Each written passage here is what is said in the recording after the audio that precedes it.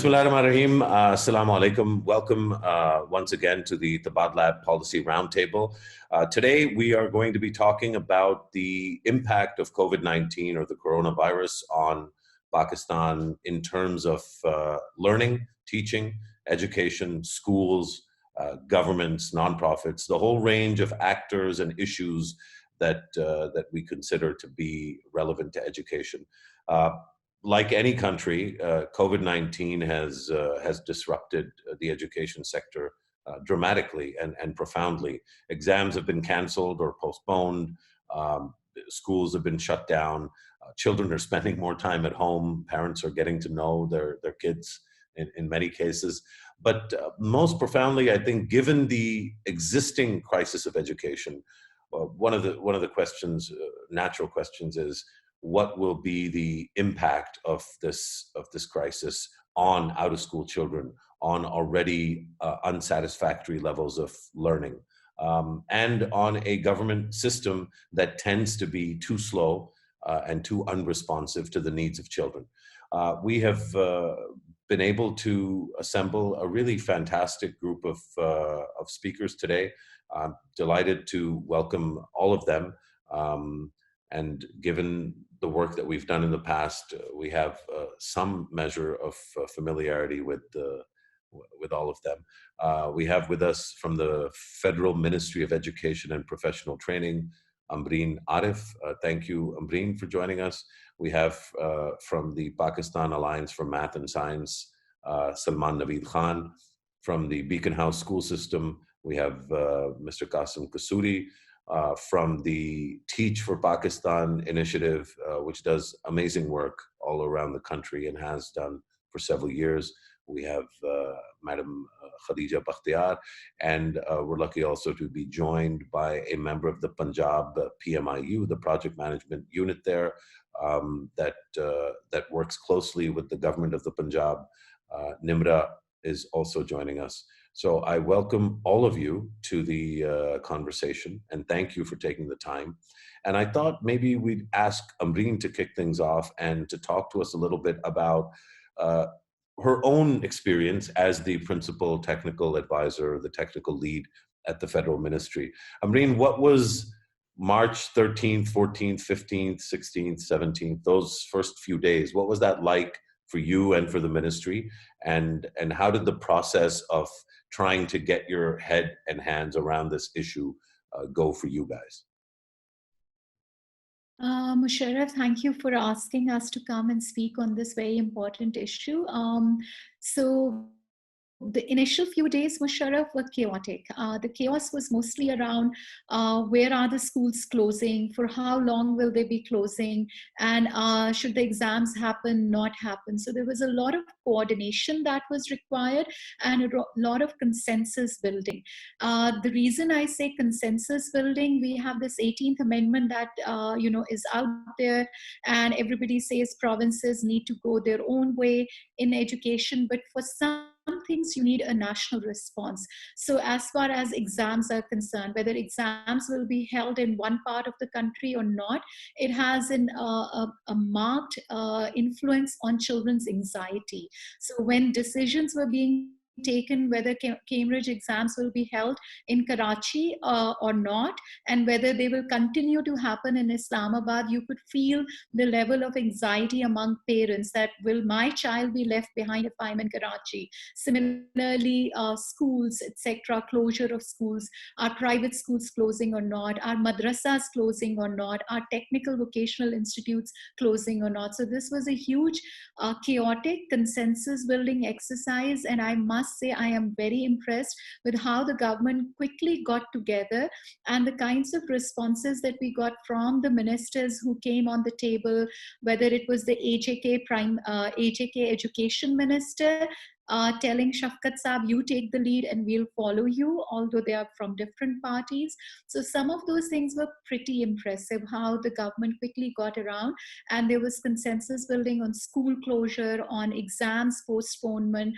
And again, I think in every conversation, it was how will this impact the other province? I really hope that this can continue beyond the COVID period as well, but let's see.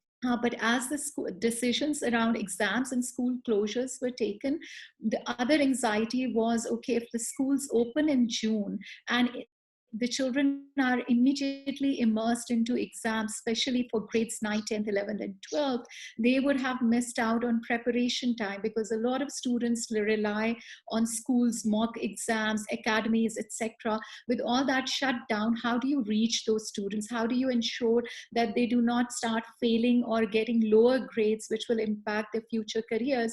So how do you continue education? So we started a conversation around that.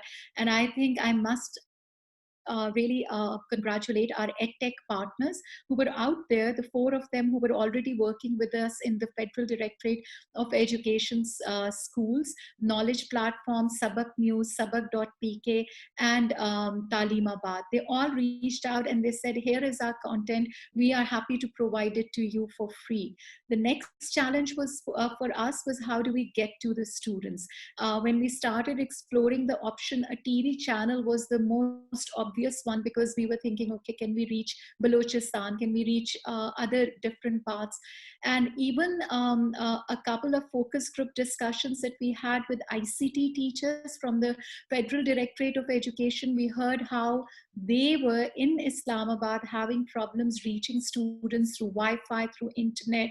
One thing that was really amazing from me from a gender perspective was that girls had lower access to Wi-Fi, laptop, and smartphone. So they were relying on their fathers or their brothers' email addresses. In fact, they didn't even want to share their WhatsApp addresses. So I think something for us to park for the future and think about from a gender perspective. We went to PTV, had a discussion with them. They offered a channel to us. Obviously, we are paying the cost of airing the content with PTV. But again, the ministry stepped up and said we would cover the cost of airing. The content was free, but then the next challenge was, how do you package the content?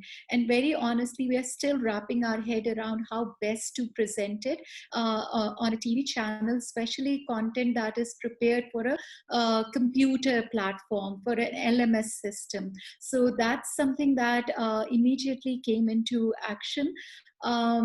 We have about 50 volunteer teachers from the Federal Directorate of Education that came together, that sifted through the content, and that developed the timetables based on the curriculum. Because one feeling is that you have to follow the curriculum. It has to be structured. Schools are structured. We have a very boxed in kind of a school system. So when we are reaching through this medium, it has to follow that system as well. So we had to have a schedule, curriculum, SLOs, etc., etc. And the teachers, F6 ICG is our hub where all the teachers come together for the scheduling and timetabling. And obviously, the other huge task is sifting through thousands of videos. In order to ensure inclusivity, Federal Ministry put an ad in the news and asked for all content providers to reach out to us if they were interested in providing their content free. And again, I must say that we must congratulate all Pakistanis for their spirit of volunteerism and for stepping up. I received 300 emails and more than that phone calls from people who said, we are available, use us in any way. This included individuals, private schools, edtech companies, etc., etc. So our teachers are still sifting through the content and packaging it, but with all this coordination, development partners also stepped up, and I haven't had this kind of a rapid response from all development partners who usually take 2 years to develop a program. All of them immediately stepped up and said, here we are, tell us what we need to do. So we were able to get some financing from World Bank, and again, EAD, Planning Commission, Ministry of Education, the way we all got together, and the project was approved within, I would say, a few hours, is again something that we should explore for the future and see how it can be done. So in this whole coordination, there were about 13 organizations that in the last 3 weeks that I have interacted with, who are part of making the Teleschool available on air. And these 13 organizations, I must say, have worked very quickly together. We haven't really followed the social distancing as much as we should have, because we had to deliver this. But these 13 organizations include NDMA, Planning Commission, EAD, PTV, Allama Iqbal Open University, private ed tech providers, school teachers, Digital Pakistan. We also had a meeting with telcos, Higher Education Commission. They've all been part of this project to take it to air. So this has been, I think I've been moving so fast these 3 months, and the ministry, I think, has never moved this fast, the bureaucracy. And again, I think there are huge lessons for us to document and learn, that if things need to move, they can move. So, so the ministry, the bureaucracy moved together to put this together, to put the air channel in the air. We are still sifting through content. The other thing that I feel is a huge thing that has happened is that we've exposed the classroom to the outside world. We've exposed the content to the outside world. And now we are regularly receiving feedback on,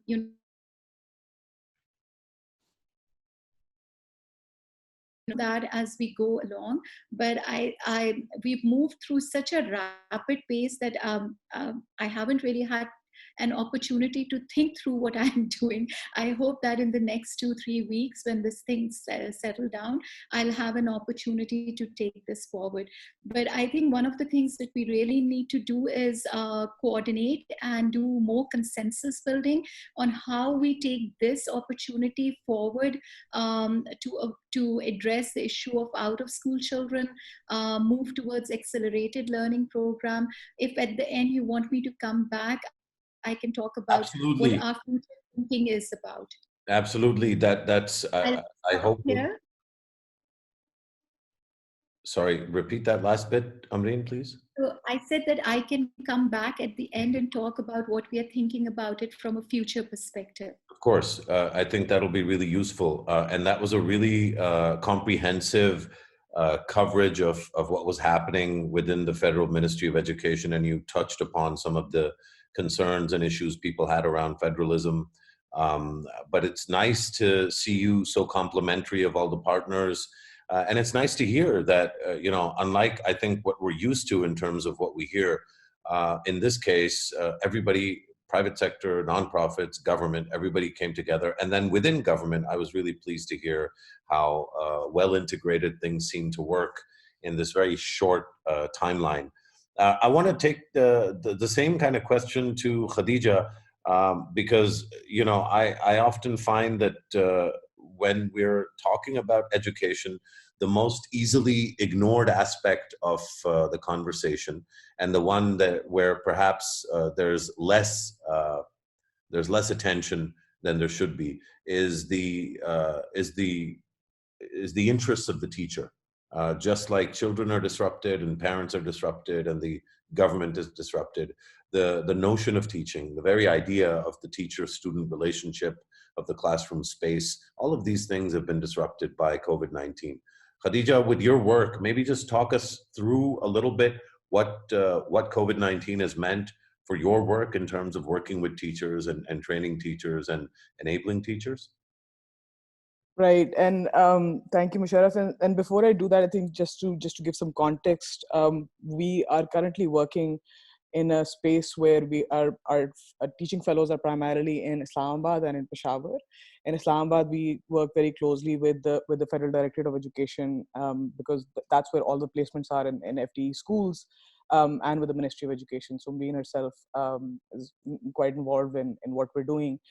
And when COVID-19 hit, we've got of our 55 teachers who are across these two cities. I think the first day, I think we experienced a a little bit of paralysis within the organization. And my first priority was because about 50% of all of our teaching fellows come to us in Islamabad and in Peshawar from outside actually of these two cities. They're the young people who graduated from the best universities across Pakistan and have moved to do the Teach for Pakistan fellowship and be placed in schools in these two regions. My first concern was to make sure that they are home with their families and are able to ride this crisis out like that.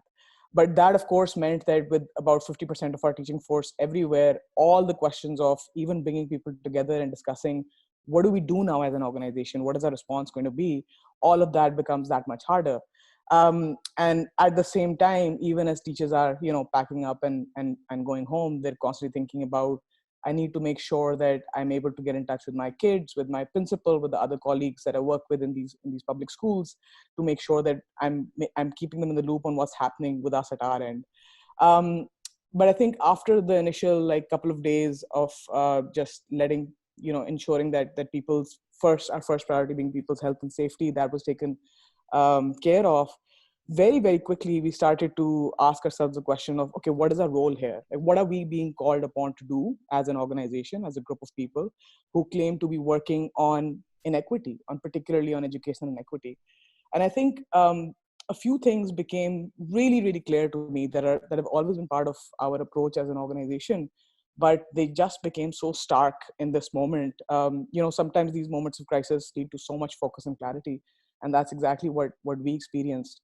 The first thing I think we realized was that who has expertise now in this moment and who has all the answers, that has changed. So while usually many of the answers, I was considered an expert, or my people in my senior team were considered experts on what to do, how to help kids learn, what should great classrooms look like, what does teaching and learning need to look like, how do fellows need to plan their instruction, how do they need to, all of these questions. We were the experts. Suddenly, we're in a world now where we're not the experts anymore because the situation is so unprecedented. The question of how do you continue to teach and learn and support kids during this time is not a question that I had, answers for.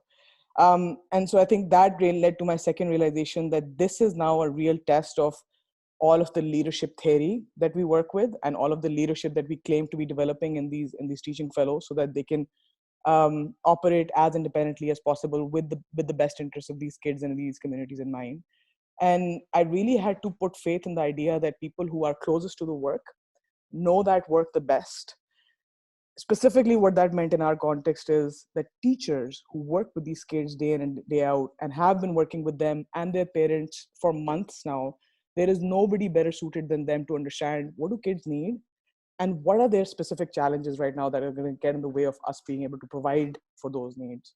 So I think with that in mind, we launched a virtual exercise where 50 of our fellows came together virtually over 4 days to plan what is our response for kids going to look like during this time, what are the things that we're going to prioritize, and how are we going to need to operate to make this happen. And as you can imagine, we're operating in a space where the digital divide and our kids being on the lower side of that divide is so massive. The question of how do you even reach kids in places that are so low tech was almost debilitating at first. And so it took, the first day of that conversation was just about reminding ourselves that this is just another face of the education inequity that we've always been fighting. It's not something new. And we're not, as an organization, we're not battling COVID right now. We are just battling the same education inequity.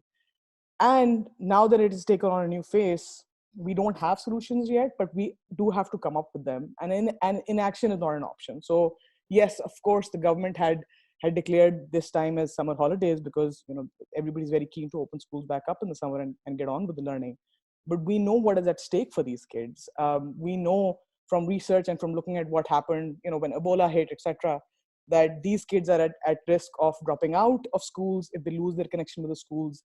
Of course, their families are experiencing tremendous financial strain as well, where the vast majority of these households are dependent on daily wages. At the same time, these kids are facing unprecedented emotional and mental stress as well. Some of our fellows were calling kids who were saying to them, I can't lose my connection to the school. I can't see my friends. And that's so important to me. The only time I get to get out of my house is to go to school. And now that is shut down. For many of our kids, they experience serious abuse, violence in their homes. And the classroom spaces that they had co-created with their students, with other students and their teachers, just are really, really valuable in their own lives. And so in coming up with this response, then we first decided what are going to be the most important goals for that we are going to try and achieve in this time. And we narrowed down some goals for physical well-being, which included we had to identify who are the families who are suffering so much financially that we need to do ration drives and get them some basic supplies. And that's happened. So Teach for Pakistan fellows have independently fundraised and gotten support to about 1,000 families already, most of them within the school communities where they've been teaching in Nilor, Sehala, Barakau, and Tarnaul. But of course, the next sort of set of goals was what do we need for their emotional well-being and their mental health right now. And so there we decided that the connection with their teacher and continuing that is very important.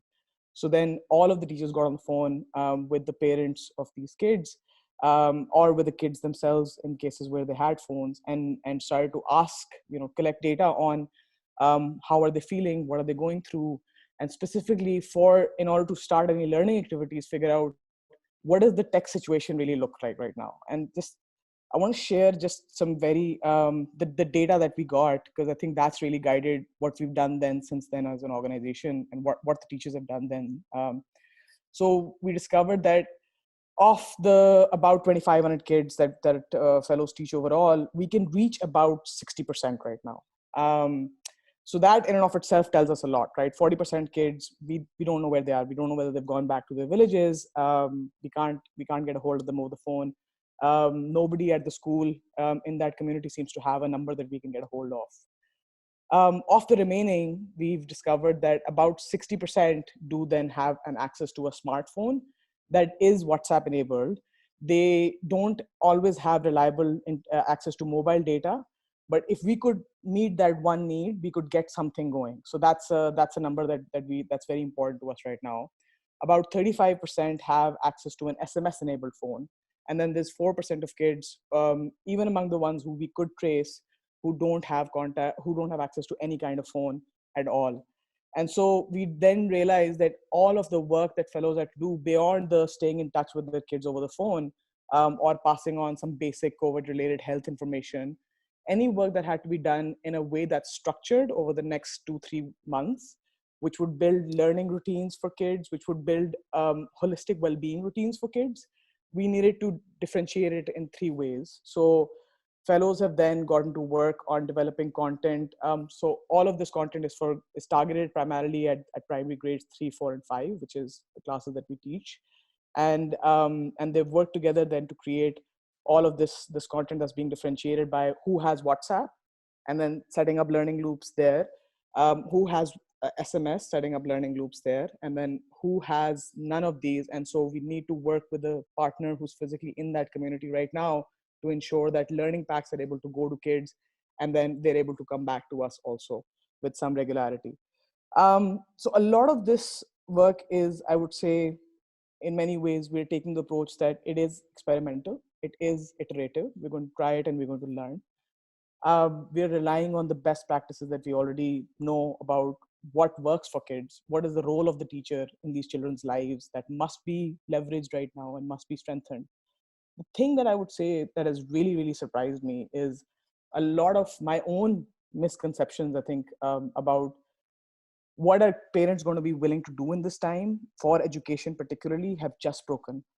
Because I was assuming, I think like many other people did, that these parents and these communities have one primary basic need, which is food and basic supplies.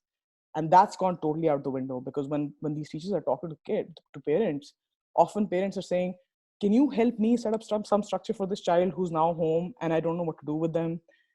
We had a parent say, if you think WhatsApp is the best way to get my kid learning again, I don't have a smartphone, but I will get my hands on one.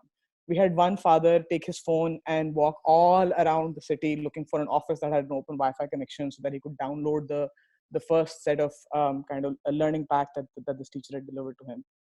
it has just been so tremendous the way that parents have stepped up and said, of course, learning is something that doesn't go out the window. In fact, it stays so important. And so I think what this whole thing is telling me so far is, I think, two things. One is the really critical need for leadership to be exerted, not just at the highest levels of any system, but literally at every single level of the system. I think in a crisis like this, the only way things work is if people are independently stepping up, recalling everything that they know about the spaces where they're in, and coming together to make decisions in the face of great uncertainty, and then taking actions on their own initiative. I don't think that all of this works without that kind of micro level actions of leadership that happen every day.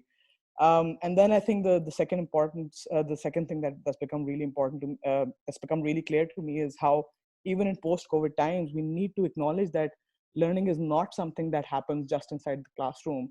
And actually, there is such a great potential for partnership between the home and the class and school level actors, and that could, I think, dramatically alter what schooling looks like potentially after COVID is after the worst is behind us. That was, thank you, Khadija. That was, I think, enlightening, or at least it should be.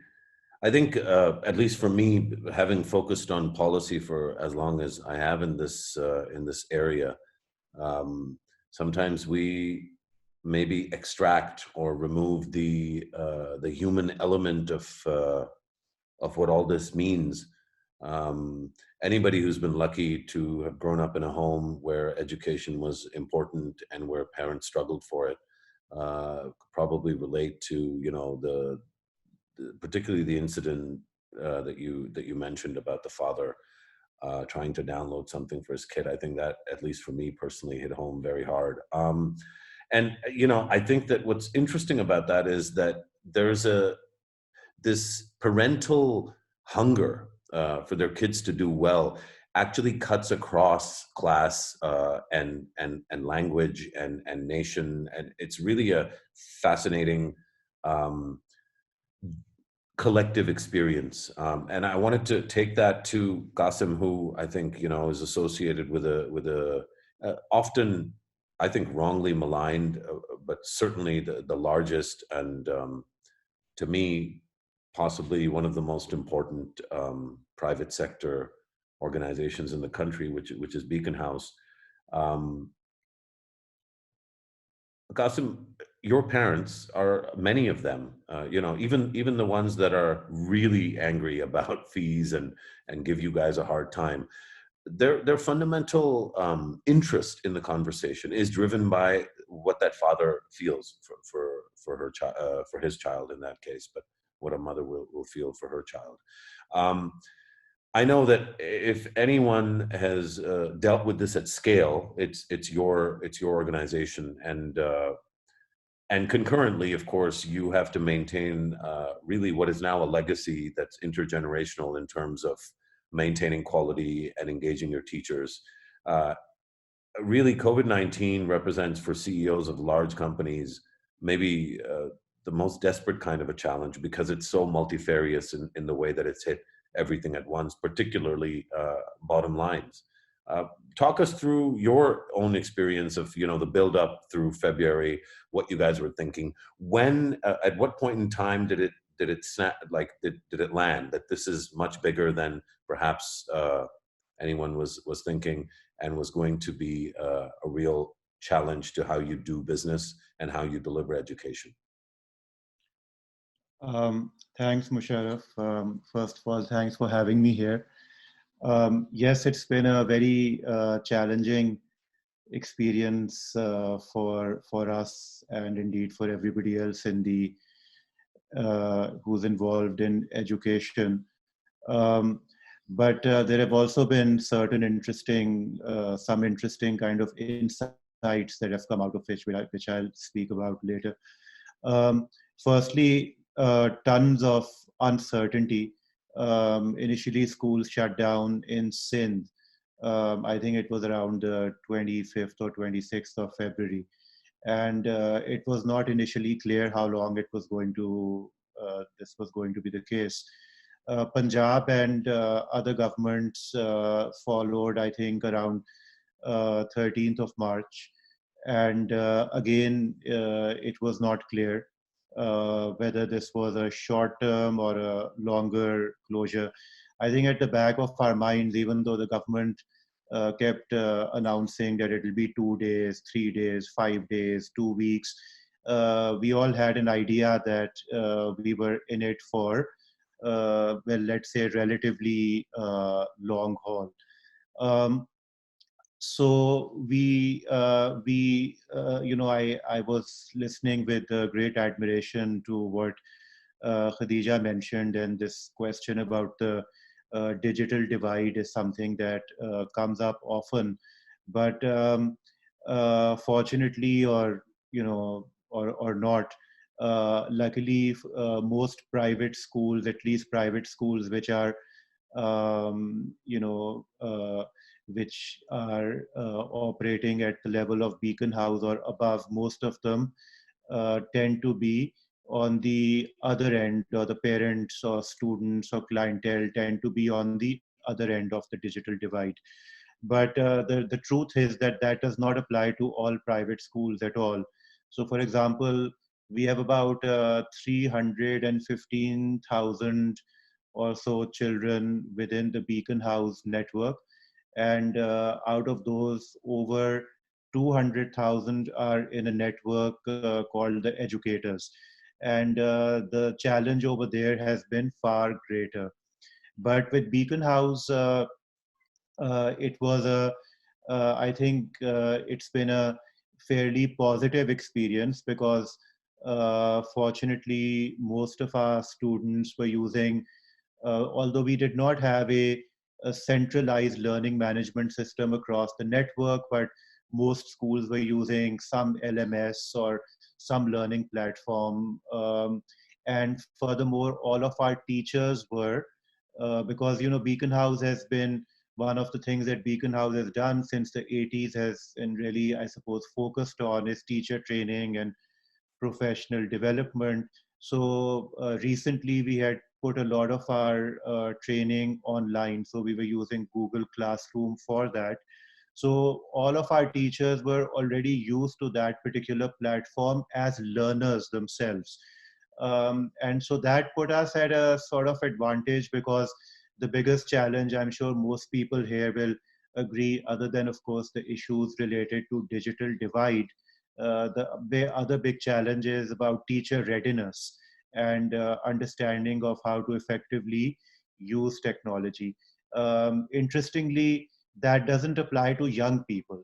As we all say, young people are mostly digital natives, and interestingly, irrespective, it seems, of their socio-economic background, they tend to naturally be digital natives. But with teachers, this is genuinely an issue.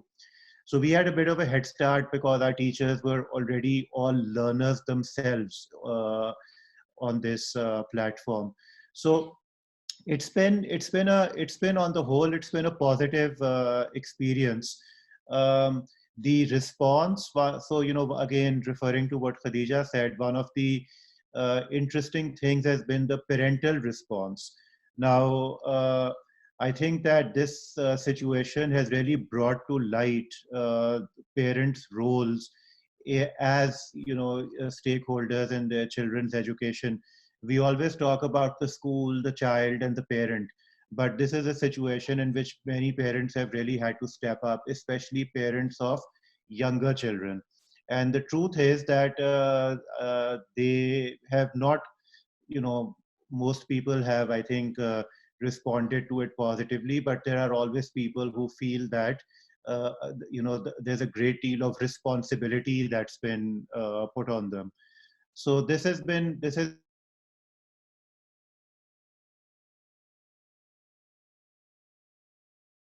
a good mix of the interactive. So for example, what all of us are doing right now, which in education terms you would call synchronous, and then there are the asynchronous bits, which is all the uh, resource materials and the projects and the assignments and stuff that kids do on their own time. So I think it has to be a good mix of the two. um, in some of our schools, um, 5 to 6 hours a day of teaching is being done real time, in which every teacher will come online and she will go through her subject and she will make presentations, share them the way you shared that image with us earlier, and talk kids through different subjects, including physical education. So I was observing my 7-year-old, well, almost 7-year-old yesterday, while she was having a PE class and, jumping up and down in front of the computer. So there's a lot of that happening as well.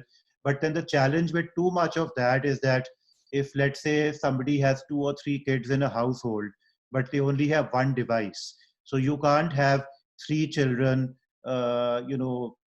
in that situation where each teacher expects them to be online in a real-time situation. So, I mean, we're trying to balance technology issues with, parental expectations.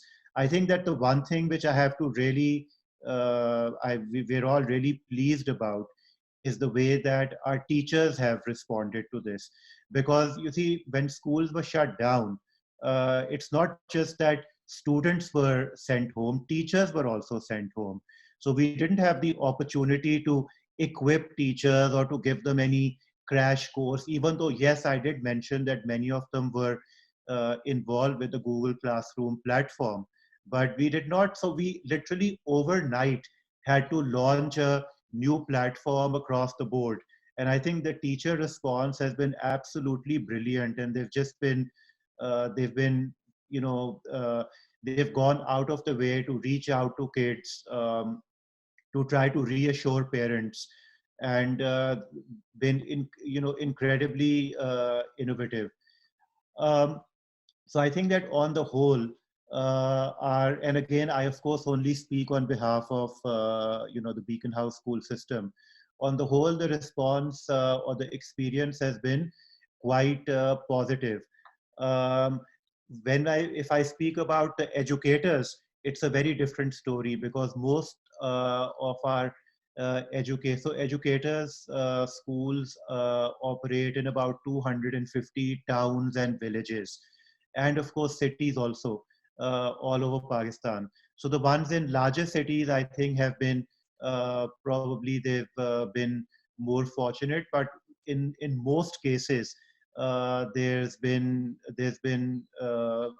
very little activity in terms of online learning, and a lot of it is similar to what Khadija was explaining earlier, with teachers basically just trying their best to um, remain in contact with students. Um, the other thing, of course, that you referred to in your introduction is all the parental activism that we've seen over the last 5 years. Now, I have to say one thing, that I do understand where a lot of it is coming from, but I feel that the sad thing is that it's misdirected. Misdirected because it is not the, and perhaps I should not be saying this as openly as I'm saying it, but it is not the responsibility of. I'm happy to, Qasim. I'm happy to interrupt if if you don't. I mean, I think the thing about parental activism prior to COVID-19 and the context today, I think that maybe talk us through the how you see it as a different scenario, or if you do at all see it as a different scenario. I mean, I know that I distinguish between the two, but what are your thoughts on the difference? I think that it is a different scenario. There's no doubt about that. But there are certain similarities. First of all, I want to say one thing, which is that the vast majority of parents at all private schools are great. And I think that they're fully vested in their children's learning. And a lot of the noise that we hear comes from a very small group of people. But again, we won't really get into that too much. The one difference over here is that in this particular situation is that people feel that since schools are closed, physically closed, there's no justification for any school fees being charged. Now, our take on that is that schools are actually not closed. Only the buildings are closed. All the teachers, all the administrative employees, the head office, everybody is, as active, in fact, more active than they were before. Um, the other thing that we've tried very patiently to explain to different stakeholders, including the government, has been that that private school fees, which of course is the root cause of this friction, are calculated on the basis of average expenses over a 12-month period. And the vast majority of those expenses include salaries. I do not hesitate to share with you that 50 to 60% of income, tuition fee income, goes directly into teacher salaries, and a substantial portion then goes into rental and into interest expenses and into a lot of other expenses which are actually fixed throughout the year, and which is the reason also why you see that school fees are paid during the summer vacation. So I think that the one difference over here, of course, is that people feel that because this is a time of great economic hardship, therefore there should be some kind of a concession or some kind of support that comes from private schools. So I'm actually very happy to tell you that we had approached the Punjab government, because as I'm sure Miss Umbreen Arif, because she's in the federal ministry, knows the whole background to this. But with all the, with Islamabad and the provincial ministries trying to come up with some kind of a common approach. But we had approached the Punjab government with what I thought was a very comprehensive solution, in which we, as in private schools collectively in Punjab, had proposed that any parent who was affected by COVID-19, either directly in the sense that they became unwell, or whose livelihood, whose work was affected, we would ensure that there's no interruption to the child's education. And we said that we would create internal COVID funds, which would enable us to provide additional financial aid. So, all private schools, including Beacon House, offer scholarships and financial aid to students. So within Beacon House, we have about 17, 18,000 kids who are on some form of scholarship or financial aid. But in addition, we said that an additional fund would be created, which would enable us uh, to offer additional support to parents who needed it. And then there were a number of other things that were committed. But unfortunately, the Punjab government was, I think, felt that it was very important to offer a concession across the board, which frankly the federal government was initially opposed to. But after this was initially announced by the Punjab government, they decided that a 20% concession should be offered.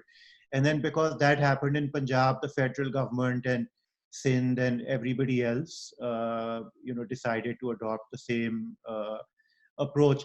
The only problem with the 20% thing, even though frankly there is no law on the basis of which it's happened, but we've still done it because we feel that since it's something in which we were called upon to, essentially show our support, we felt that it was important to do. But the only challenge with this particular approach has been that it's kind of limited our ability to really help people who need it. Because you see, the point is that that 20% is also going to go to people like you and to me and to, many parents who frankly do not require it. So as a result, if somebody You see, because if somebody's, let's say, lost their job or their business has shut down, they're not going to be able to pay the remaining 80% in any case. So those people might need 50% or 100% support. But now we're not in a position to be able to do that. So I think there's a certain amount of politics behind it, but I don't want to dwell upon that. But suffice it to say that we're trying to do everything possible to support families and to support kids both educationally as well as financially. And I think that over there, despite whatever issues we may or may not have with different decisions which have been taken by the public sector, I think I speak on behalf of all private schools that this is a period in which we recognize that it's a very challenging period, and we want to work with all stakeholders to try to get to the other end, whatever that is. That was really comprehensive and very transparent and open as well, Kasim. And I'm thankful that that you were as open as you were, and really pleased that you were able to share your views in that way. I think one thing that struck me from everyone's presentation so far is the positivity. To be honest with you, we're talking about a crisis that's unprecedented and actually continues to be really scary. And let's not forget, this is a virus that kills a fair number of people all around the world, including in our country. And despite that reality, the fact that everyone, government, nonprofit, private, we've had a sampling of all three so far, but there seems to be a recognition and almost maybe celebration is too strong a word, but a recognition of the positive, nature of how people have responded to this. I find that striking. What I also found striking, and we've covered this in our deck, but coming to you, Nimra, what I also found striking was the speed with which government agencies were able to come together in environments where people who follow this stuff for a living, like myself, know for a fact that it's not always the case that governments are able to come together. When I say governments coming together, I mean different departments and ministries within governments coming together. Maybe you can talk to us a little bit about Talim Ghar, which is the Punjab government initiative to respond to COVID-19 and is different and distinct from what's happening at the federal level. As everybody knows, it was just something that we did not see coming, and to be honest, we were not very prepared for it as well, because yes, there are systems in place which use the internet, and we do have a database of parents and students registered and everything. But obviously this is a separate new sort of a problem where we have to reach students and parents in their homes. So there is no access, there is no connection between the teacher, the student, and this in this situation. So initially when the schools closed, the thought was that we need to deliver something quickly to respond to this problem and do something which will have the most coverage. So sorry, we thought about multiple ways in which we could reach as many people as we wanted to, and then we finalized that we will have a multi-pronged approach to say the main medium being the cable channel operators. We will operate through them, but to complement that effort, we will also have a website, we will also have a YouTube channel, we will also have a special dashboard created on the app, that is the SIS app for the Punjab government. So the why we chose the cable TV network was because we wanted to do something very quickly, and it was already an existing resource, an existing network that we could tap into. So that was obviously a priority. And also we talked to some of the cable operators, we talked to PEMRA obviously, and even through the experiences that we've had watching cable TV, we knew that they don't usually have that sort of content. They don't usually have educational content that they could, show to their viewers. And so we also wanted to sort of strengthen their capacity to show this type of content, and maybe sort of also introduce them that this is also a way that they can, use their channels. So that was the main platform. Then obviously everything that went on the channel was developed through PITB, who acted really quickly. They were on board with the idea. Everything currently we have maths and science that is being focused, but additional content is being developed. And as you know, we launched on the 1st. We started planning around 15th of March. So we had 2 weeks to develop everything, get everything in perspective. And then from 1st April till now, we have been developing new content as well. So I would say that it was a quick response, and we're still learning, we're still creating content for it, and we're also adding subjects, we're also adding grades for it. And so the response has been good, I would say. Till date, there have been a lot of traffic on the website as well.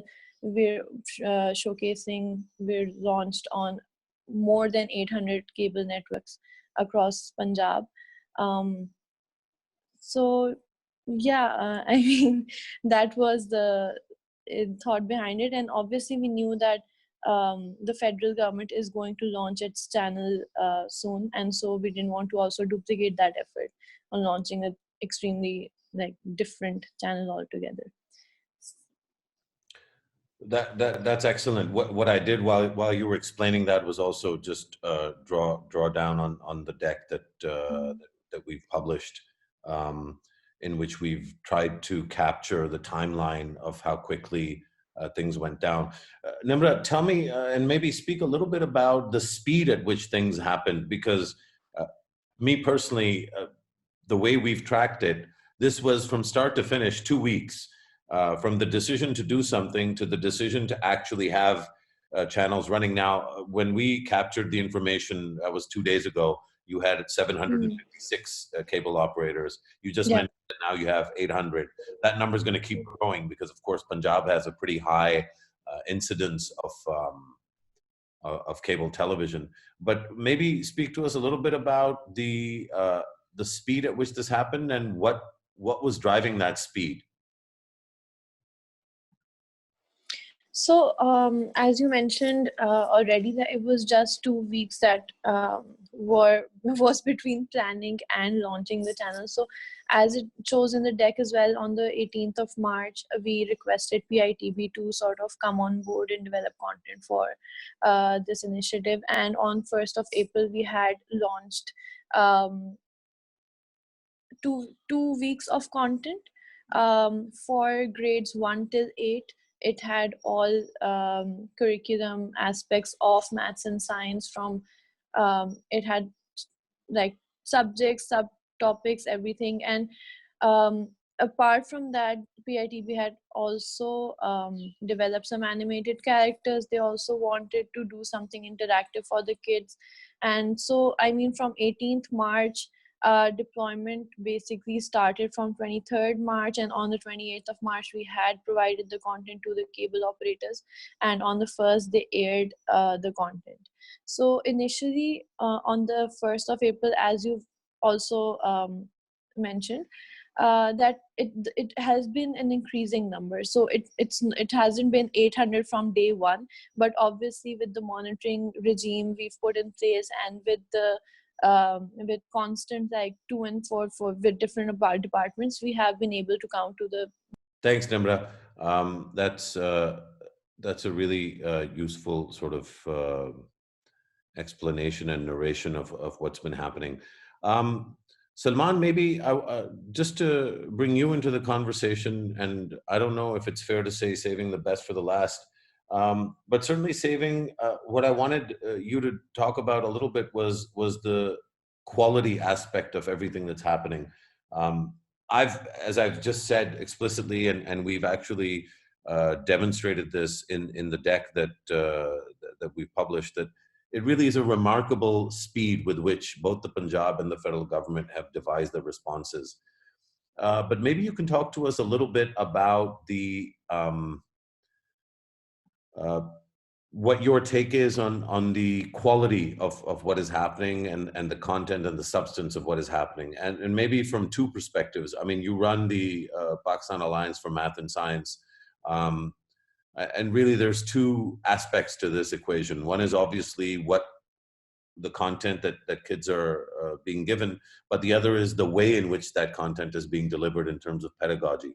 And I think Qasim referred to this as well, right? Is that so many teachers, this is the first time they're doing this as well. So, I mean, in some cases, like in Beacon House and some of the other sort of elite private schools, there's already been a motion towards this. So there's some familiarity that teachers have. But in the vast number of cases, teachers dealing with this technology is really a new thing. Um, how well do you think Pakistan has done so far? Thank you, Tabadlab, for hosting this conversation. So,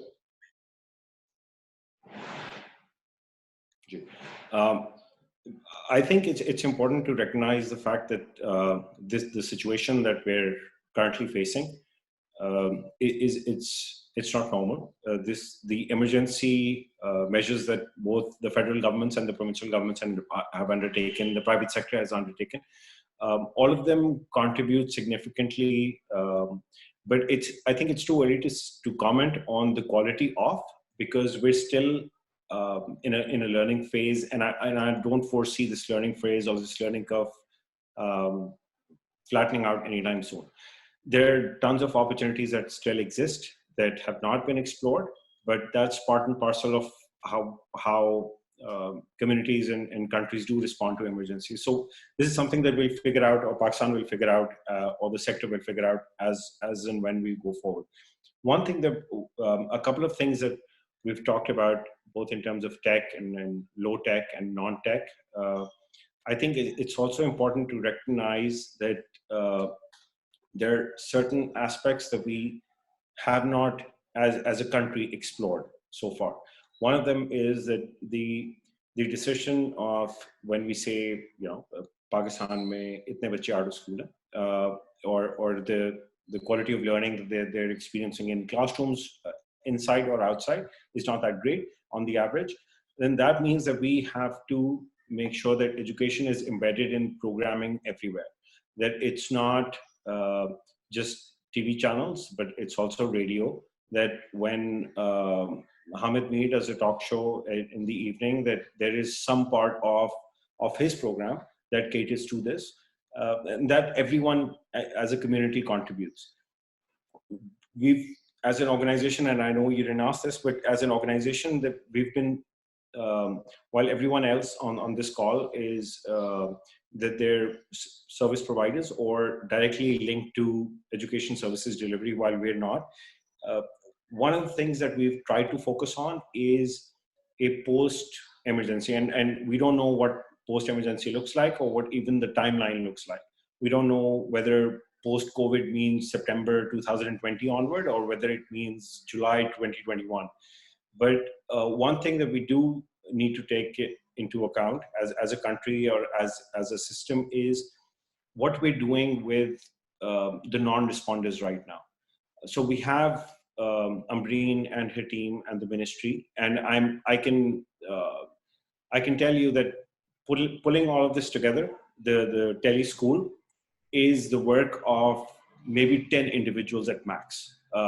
Putting Talim Ghar in Punjab together, I'm pretty sure is not the work of more than 10 people again. Now, the entire state machinery that does exist now needs to make sure that they're also occupied. So the boards of intermediate and secondary education need to start working on data analysis of understanding how kids do learn, what kids don't learn, and how teachers teach, etc. There are analysts and policy analysts out there who should be crunching numbers right now, or crunching numbers for the next 6 months, because they do have time now. they're not emergency responders in any way. So I think it's important that while we're focusing on new content development, while we're focusing on alternate delivery mechanisms, we're also focused on what other ways we need to explore in order to make sure that Pakistan as a country, not just kids that we're in touch with in the schools that we teach at, but the larger Pakistani community can benefit from not Teleschool, Talim Ghar, but tons of other initiatives that don't necessarily require non-state funding to come in and for us to quickly pull through. So I think that's a perfect segue, Salman. Maybe ask you to just go a little bit further and deeper on that, and then we'll take it to Umbreen after that. But looking at the future, I think you've said it right. There is now there needs to be some sort of thinking about what after COVID, and I mean, forever the optimist. I strongly feel that this is a window of transformational change that, I mean, we've been offered a few before and we haven't necessarily taken them. But how optimistic are you that the same system that was able to put together Talim Ghar as quickly as they did, the same system where, Kasim is speaking so complimentarily about his own teachers and his parents in terms of how everyone has come together, the same system in which, the individual parent that Khadija talks about that, will go from pillar to post for a Wi-Fi connection, which is just, in terms of, capturing inequality, it's just the best story that I've heard, Khadija. Thank you for sharing that. And the way in which, Umbreen talked about the 13 different organizations that otherwise are daggers drawn. The private sector has its interests. The, NDMA, works one way, and the Ministry of Education works another way. The HEC works another way. But at this time, everyone's come together. What is the likelihood that this moment can be exploited and utilized so that there's a permanence to this sense of cooperation and coming together? I'm not so optimistic. I hope that that is the case. But there are a few takeaways that as a country, as practitioners, as part of the education sector, I think all of us do recognize. One is that we've never had a scenario before where we've had a national response at this scale to an education challenge. We've seen in the era of 3G and 4G, we've seen the Army Public School tragedy, and we've seen a response to a scaling of walls, security guards, and barbed wire. But at the learning level, we've never had a surge at this scale. Now, what this tells us is that now we also have a mechanism where we can respond to local emergencies. We've had floods in Pakistan. We've had the Dharna in Islamabad, where government schools were overtaken by police officers who had to live for months and months, and schools were closed. We've had earthquakes and the buildings collapsed, but we never had a response ready. Now that we understand that it's possible,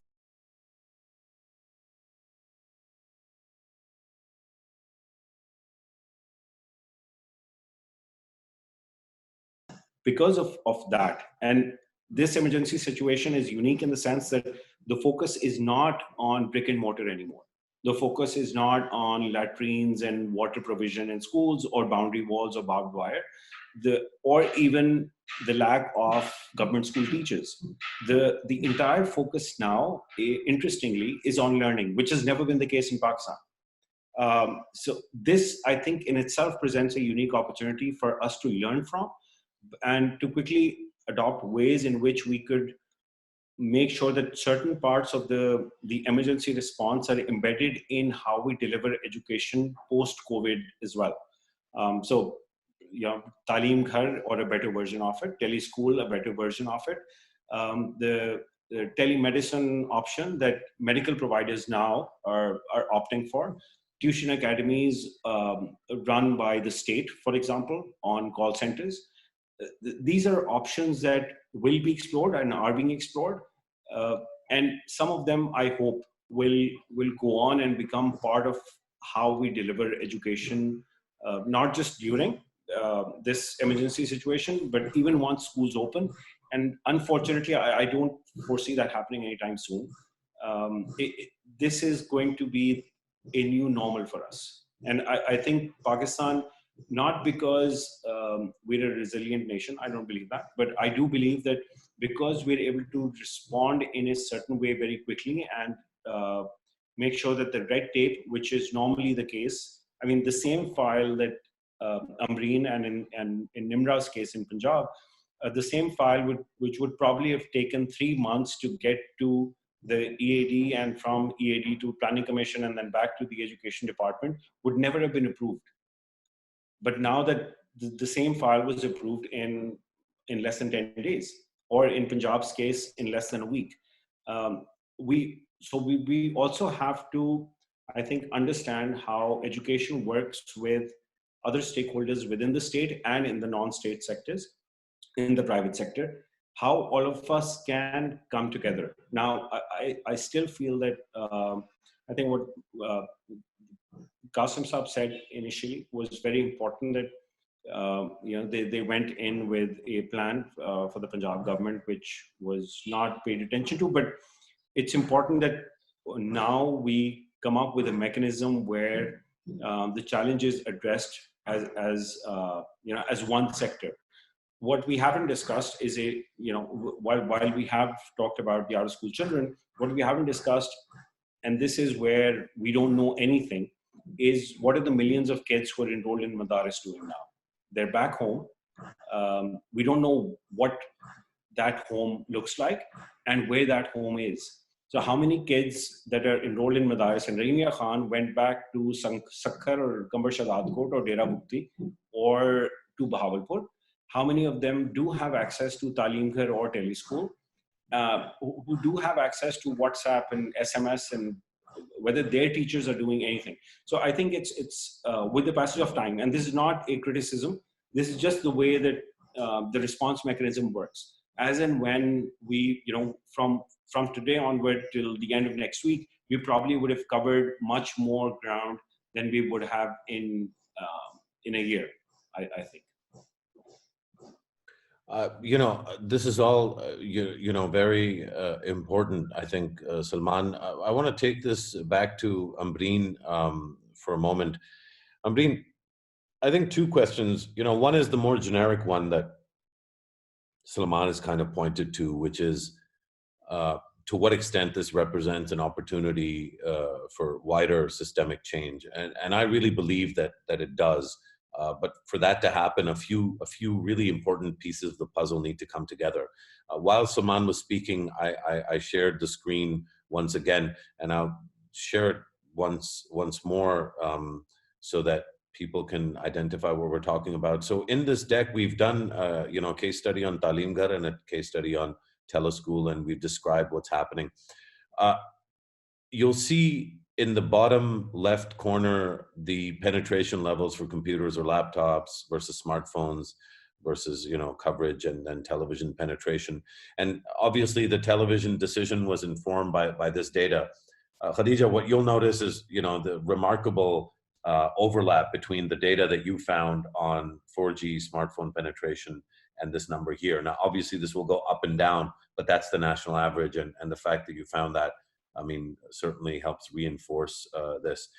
The one key question, Umbreen, that I had on this, on where we are right now, is the kind of the next step and assessment or interactivity, right? So it's not just about what you're downloading as a student or as a parent from the television or from the app, but it's also about what you're putting back into the system and what feedback it's giving you.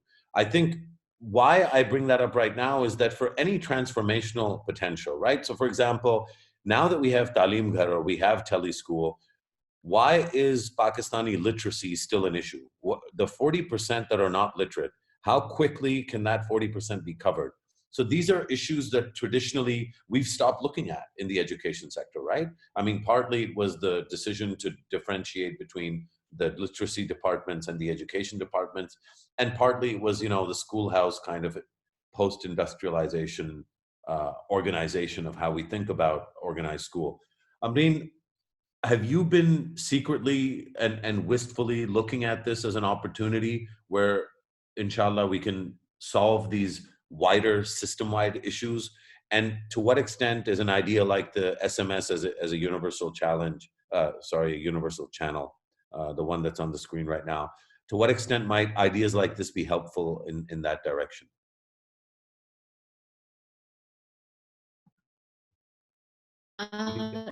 So, Musharraf, I will take up the issue of that and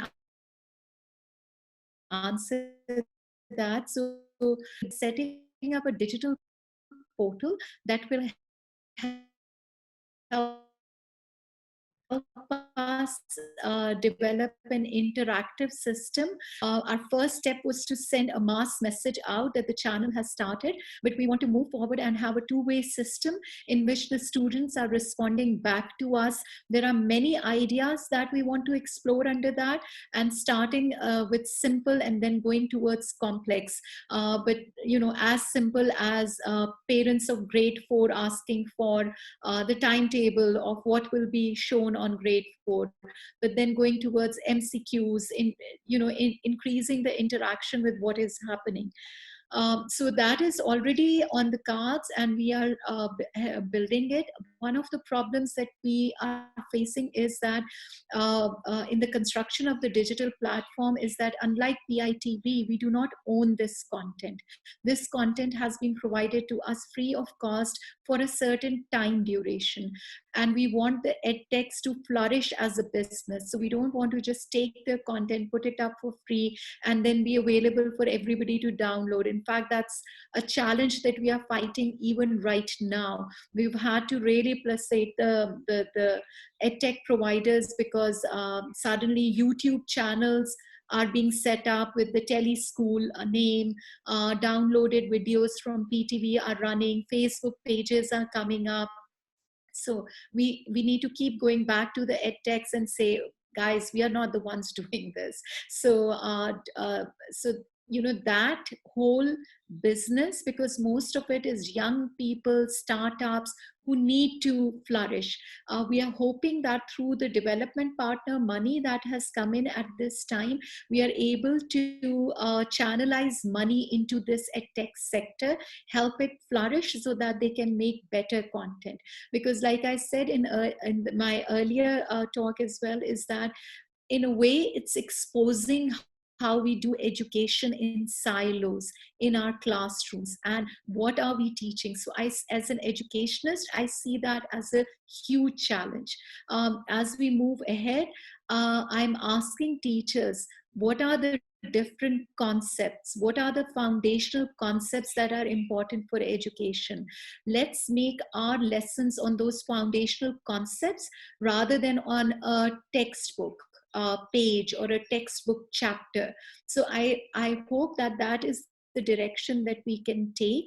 So children should know how to solve fractions. It doesn't matter how fractions are in the Punjab textbook book or the Quetta textbook, or however they are placed there, doesn't really matter. The main thing is building the education foundation. And then again, more than the academic knowledge, I think through the videos, some of the videos and the fillers that we are getting, it's about tolerance, it's about peace, it's about how you come together, the unity. Those are things that we keep talking about should be part of the curriculum, should be part of the textbook. But then at times we are relying on individual teachers in the classroom to deliver that. So I see huge opportunities in taking this forward.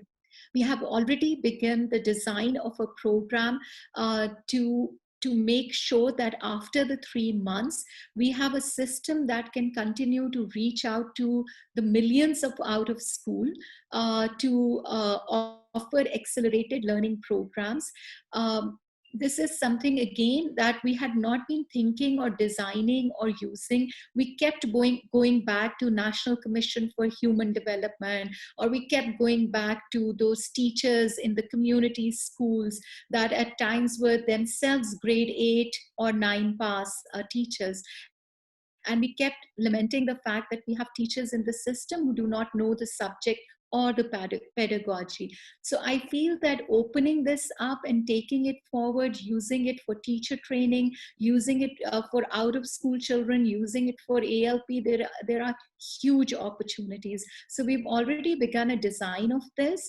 We are in conversation with Allama Iqbal Open University as well. I know that there's a lot of criticism about what AIOU has done, what is the quality of the certificate that they give, and we've openly started talking about that, because I feel that not talking about that has been a problem for Pakistan. Not talking about the bad quality of education in the government systems has been a problem. So we've been running, in setting up systems that do not question themselves or reflect upon themselves.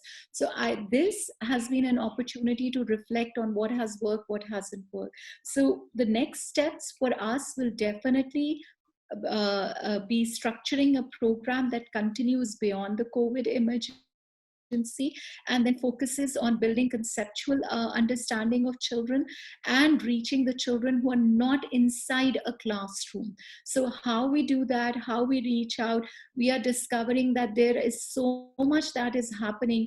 Even like under the Allama Iqbal Open University program, we discovered that they have a program that offers madrasa students an opportunity to do grade 8 tests. We didn't know about that, even though we are in the ministry. So, so there are lots of connections that are being built, and there's a lot of reflection over the system that is happening.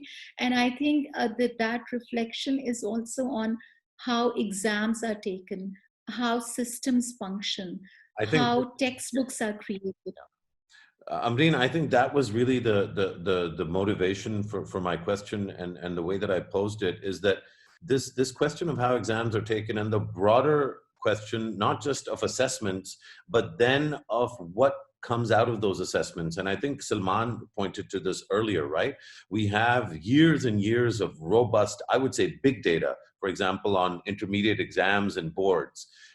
But nobody's ever sat down and gone through that data, because access to that data, even for you at the ministry, would be a real challenge to put that together.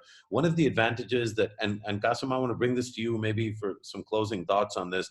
One of the advantages that private sector organizations have is, one, they have, the flexibility to make decisions without, the kind of bureaucratic constraints that government does.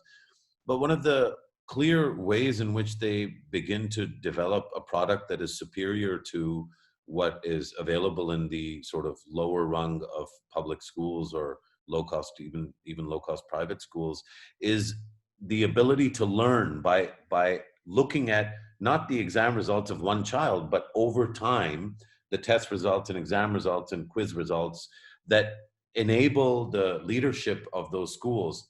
And I want to bring this to you as well, Khadija, because I know that the Teach for Fellows is very big on this kind of recursive learning, the kind of iterative process by which teachers become better teachers and students become better learners. Maybe Kasim, we go to you first.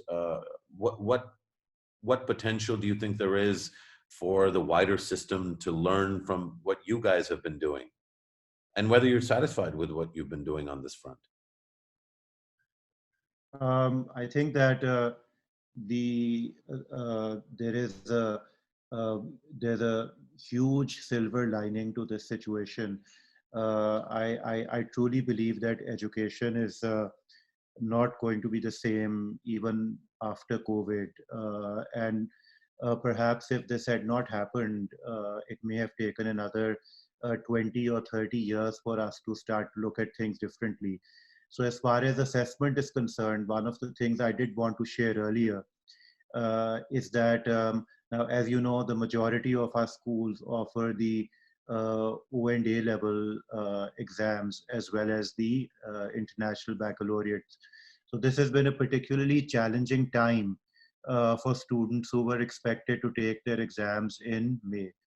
Um, so but interestingly, what both Cambridge as well as the IB have announced is that that the results are going to be based on student work over the last few months.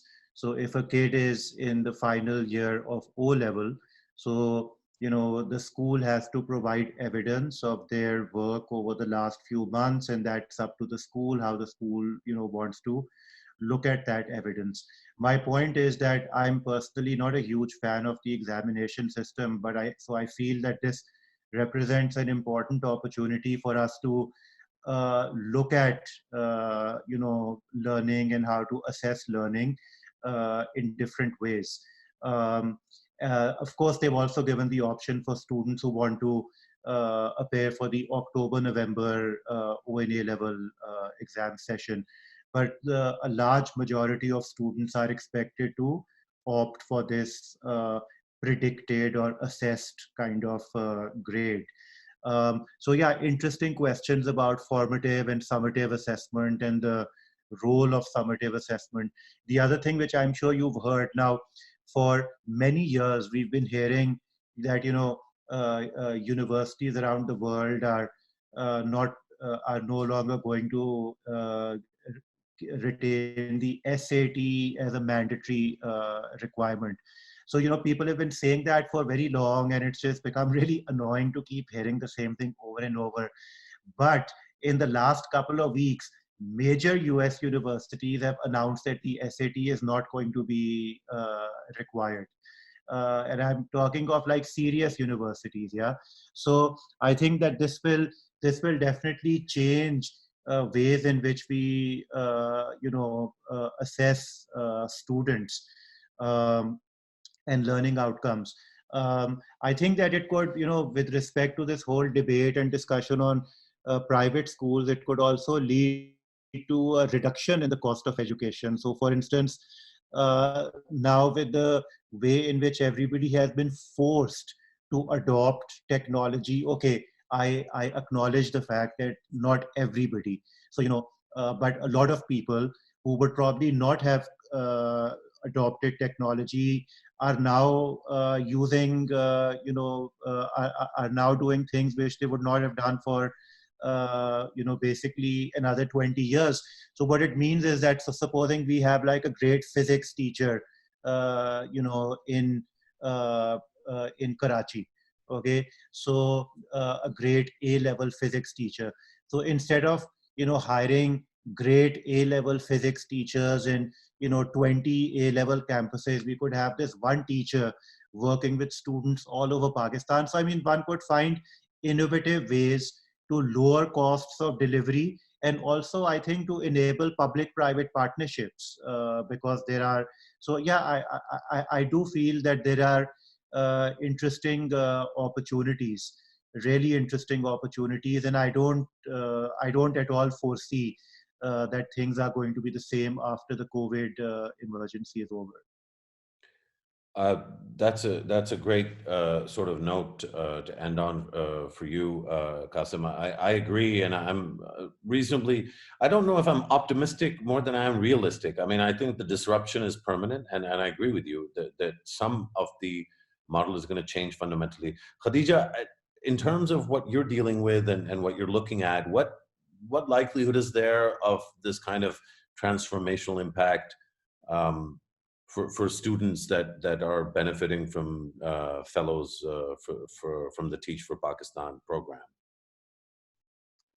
Yeah, I mean, I think for the Teach for Pakistan program, I think I've got a lot of hope for the kids who we are able, for the 60% who we are able to reach and work with right now, and also very hopeful because the thing about these teachers is that they already have an orientation that when kids come to school, when all of them come to school, they know that these kids are going to be far, behind. and they know that they're going to have extra needs and challenges that they didn't have before, even though they were already behind. But because that's always been the orientation with which they've operated, I think that our teachers in particular are fortunate because they've been operating with the same kind of I think expectations of a teacher that are now going to be even more intensified on them when schools do reopen and kids come back. I think, Musharraf, if I could comment on the last question that you have, on the last question that you were asking, which is, what opportunity does this present to us for wider system change? And I think I'm thinking about that question a lot, and it's just this: what's happening right now is just reinforced for me that a system is ultimately only as good or as strong as the orientation and the capability of the people inside that system, the people who drive that system. It sounds like such a simplistic idea, and yet an idea that just doesn't get talked about enough in Pakistan. We always jump to technical solutions, but we don't, I think we're not considering the massive adaptive challenge that the system has in front of us. And I think that's a whole other conversation by itself. And perhaps that doesn't happen because it's a much more difficult conversation. The questions that Umbreen is asking right now, they are much more difficult than figuring out how to set up an effective SMS loop, right? Of course, that's also difficult and it has its own challenges, right? But at least we have some idea of how to do it. But the question that Umbreen is asking earlier about what should learning and teaching look like, that question is a massive one. And it's a question that is so important for us to answer as a country, because I don't think that, we've had national education plans and policies, but if we really ask ourselves, can we truthfully say that we've had a shared national vision for where we want our kids to be, for where our education system is taking our kids? I would say, at least as somebody just from a decade or so, next day we're talking about, let's just get all kids literate, right? And then here is somebody like Umbreen who's thinking really about what is it going to take for us to work with these kids, really with the real belief and a realization that they are going to be the next generation of leaders for Pakistan. Like, that's who these kids are that we're working with, and that's why they need holistic development and care right now, and not just to learn their ABCs, And so I think, but a question like that, I'm imagining a world, right? When I talk about a system is only as good as the capacity of the people inside it, I'm just imagining a world in which there wasn't one Umbreen, right? But there were, and there isn't right now, even right now, right? But let's imagine a system where most people were thinking with this orientation of, let me deal with the most difficult questions, because I'm focused on not just getting the basics out in terms of what we give to these kids, but I'm focused on achieving excellence in terms of what these kids learn, because nothing short of that is acceptable. What if, she had partners in all ministries across Pakistan who operated with the same orientation? There were AEOs and principals who were operating with that same orientation. Her colleagues at the Planning Commission and the finance ministries operating with that same orientation. We would be in a very different place right now, right?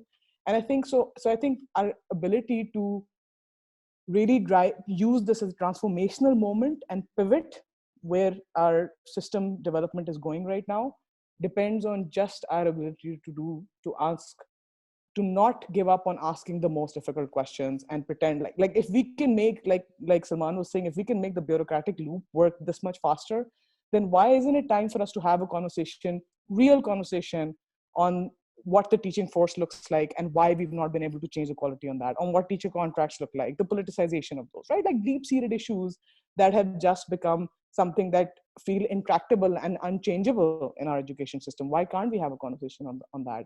And I think to begin that conversation, I think we need to talk about who are going to be the people who are driving our education system at all levels in the next few years, and how are we going to cultivate that talent? Where are we going to find that talent? So I think, yeah, if we start to have those conversations that are the hardest ones, we have a real shot at making sure that this education system, we end up in a very different place in 5 years, 10 years post-COVID than we're right now on the trajectory to doing.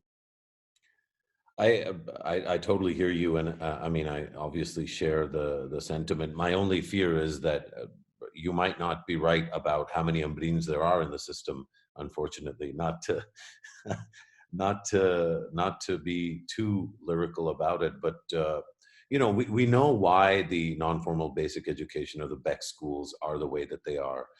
We know what decision factors determine, NCHD schools versus, Kachi versus madrasas in terms of total mind share at the federal and as well as at the provincial levels. We know why Teach for Pakistan is limited in terms of its size and why there aren't 10,000 Teach for Pakistan fellows. We know the answers to some of these questions, and they're not. Those factors haven't changed. So COVID-19 has changed, the compulsions of some aspects of the delivery system, but in terms of what informs the delivery system, those realities, particularly the inequity and inequality between the clients of the system, those things are potentially going to be exacerbated by this. The fear of, and of course, I'm not here to share my views. We have such a fantastic panel. So I think in the interest of time as well, given how much you guys have already given to us, maybe I could stop there and ask for Nimra's final thoughts, and then maybe let Salman close it out. And hopefully Salman on a more positive note than the direction that I was heading in. Nimra? So thank you, Chef.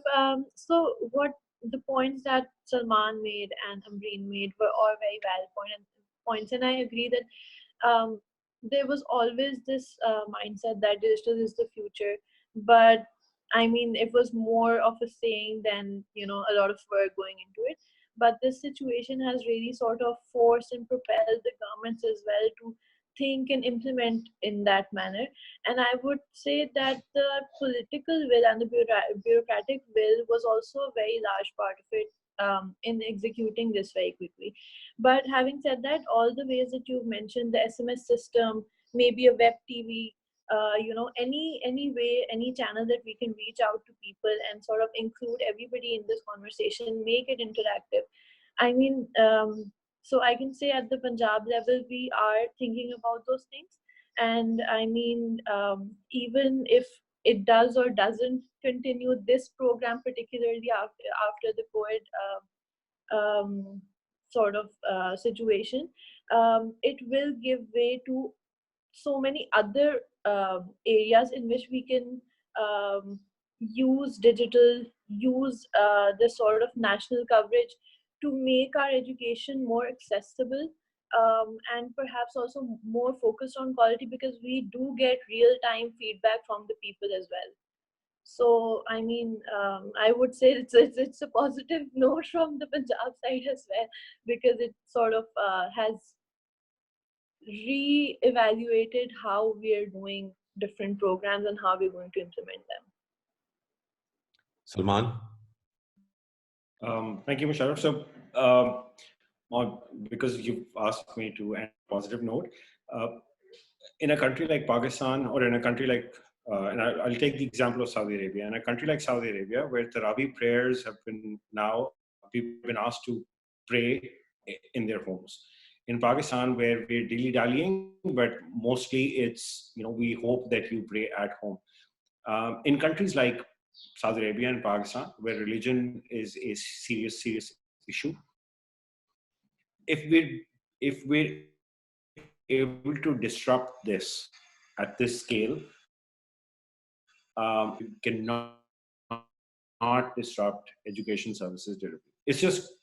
It should not be within the realm of possibility. I agree with Khadija wholeheartedly that this is a time where we can pivot completely, and not just pivot from a sense of how we deliver education services, but what we set out to achieve. So the excellence, either at the private sector level or by the state or other non-state actors, what can we do as a country to make sure that we're able to produce people who can think critically, who do not rely on literacy and numeracy, intellectual literacy and numeracy, and news, and a country where we're not bound only by brick and mortar and the quality of teacher in school X.